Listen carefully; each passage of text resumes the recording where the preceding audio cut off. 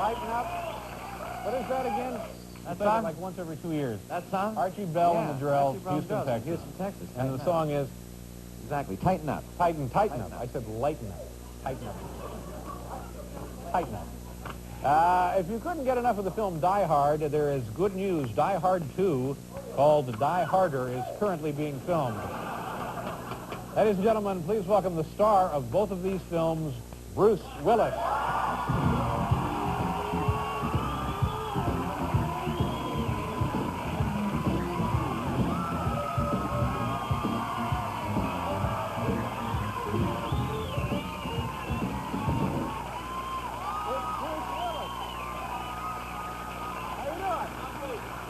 You look good.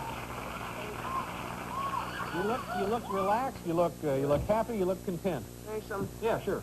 Yeah, taste that. Does that have a little bit of benzene in it? Is that? I just got that backstage.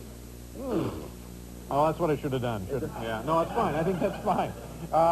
What's new in your life? I want to ask you, what was the highlight of your weekend? A lady in the neighborhood wants to know. Well, I don't know if I should say this with a little dog that was on here and all, but we accidentally set our cat on fire. No, you didn't. No, you didn't. I wish I could tell you we didn't do it, but we were trying to teach our little daughter about the properties of fire and stuff, and one thing led to another, and the cat caught on fire. I mean, she's okay. She's all right. Was it one of those examples of spontaneous combustion? Yeah. You set some animals on fire. No, you're joking. Tell the people you're joking. I am kidding. I'm a big animal rights activist. There you go. It was a lot of people don't really know this, but I was just named the national chairman of the Save the Dog Foundation. And we were a big mix-up. We were going to do some concerts and get some big names involved, and then we found out that dogs really weren't in any kind of danger. Yeah, they're not. I think of we becoming, extinct or anything. And what was it? A typo or something on the memo? Save the dog. We had a big concert plan, a tour, and everything. And no, we have, if anything, an abundance of dogs. Overabundance of dogs. See, that would be the problem. Yeah. I don't know. If you did, I mean, if there is benzene in this, how many of us have tasted it before and would know? Everybody backstage is drinking it. Benzene. We have to do what do we have to do here? Okay, can you hang around? I can stay. Great. We have to do a station break. We'll be right back here with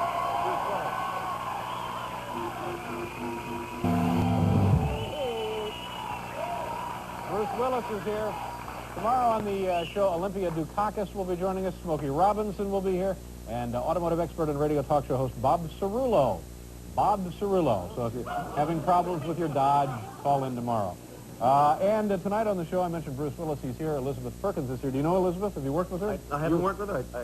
I know her. I saw her in the hallway briefly. Seemed like a lovely woman.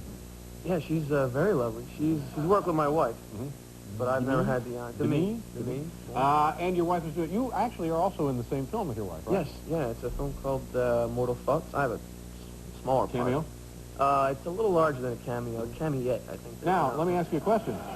That's a word, a cameo. If you were not married to the female star of this film, would you have been in the movie? I don't think I would have had a snowball's chance of getting a part.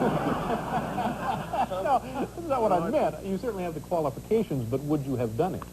Oh, that. Yeah. Yeah, I probably would. It's a good part. I mean, it's a little more interesting being able to work with my wife. I have a couple scenes with her in the picture. Yeah, more interesting to work with your wife than to set the cat on fire. All right, speaking of animals, you last time you were here, you did an impression of your dog hacking up a dog coughing. Yeah, dog coughing. And I understand you have prepared for us another impression tonight. I have one impression. I only work on them one at a time. Yeah. This is an impression. This is not an animal impression. No, this is a political impression. It's kind of old, though. It's a little dated now, but, Morty asked me if I did have any other impressions. Morty, the producer of the show. Morty, producer of the show. Do you do an impression of a producer? Yeah, there you go.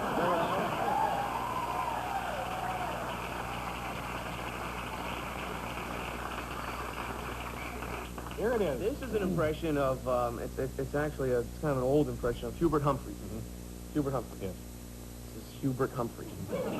Former senator, vice president. Senator, almost was a president. Yeah. In 1968, I ran for president of the United States. On election eve, I turned to my wife, Muriel, and I said, Muriel, tomorrow morning you'll be sleeping with the president of the United States.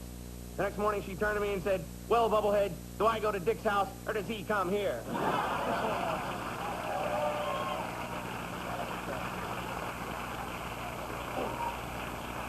A little dated. A little dated. You know, that could have been, for a second I'm thinking, no, he's mistakenly doing Harry Truman. Harry Truman. Because, you know, you're getting now into an age range where nobody really could prove this. You know, I may actually, that's a good idea. I could probably do Harry Truman and nobody knows. Tell me about your inventions. Well, Are you serious about these things? Well, you know, they're just things. I have been a little disappointed in my inventions. I originally invented Gumby. It's true. Years and years ago, I invented what was then the working model of Gumby. Prototype. The prototype itself, we had some problems with. The prototypical Gumby. What were your problems? The problem was the first Gumby we ever made was life-size. Weighed about 168 pounds, and the kids really couldn't get it out of the store. More lawn sculpture, really, More than a lawn toy. sculpture, and then the next thing we know, somebody came out with those little small ones, the there you ones go. we're all Well, see, familiar that's with, it, and we yeah. got scooped. It's just that one little twist on a good idea, and you're a millionaire. And I was that close. I was that close. And I'm working on something now that I don't know if we're ever going to really get it off the ground. It's a thing, you know, have you ever, you fish, right? Oh, all the time. You're a big fish. My pant legs are wet now. I just came in from the Hudson. Yeah, sure. I'm working on a thing where we take a 220-volt item.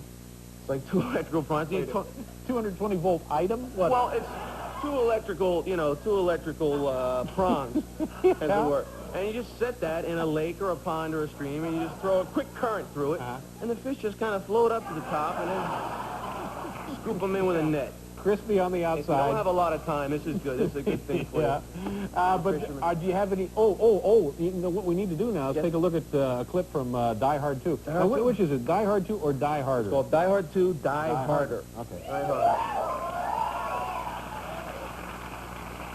And this is from what I've seen of this takes place at an airport. It takes place in Dulles Airport in Washington, D.C. Right. on Christmas Eve. And there has been some kind of terrorist activity? Something is going wrong at the airport. And you just happen to be passing through? You know, coincidence, you know, being what it is, I just happen to be at the airport. When will this be released? Is this June 29th, 1990. a big summer blockbuster? Summer extravaganza. Okay, Bruce Willis, Die Hard 2, Die Harder. Watch closely. You're the wrong guy in the wrong place at the wrong time.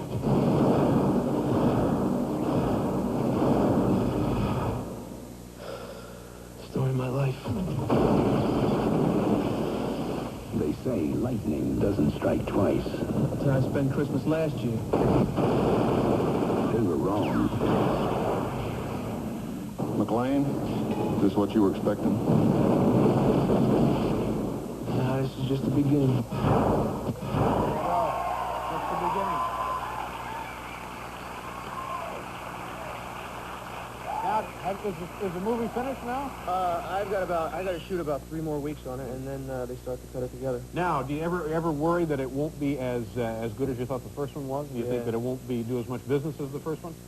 You know, I mean, there's always a chance to fail and not be good, but this is actually pretty good. I mean, it's a lot of work, and... Did you enjoy making it? I did, yeah. Did you enjoy the first Yeah, I one? did. Okay, good. Good to see you again. Thanks for having me. Now, apologize to cat owners. I will. It's Bruce Willis, and he loves cats. We'll be right back.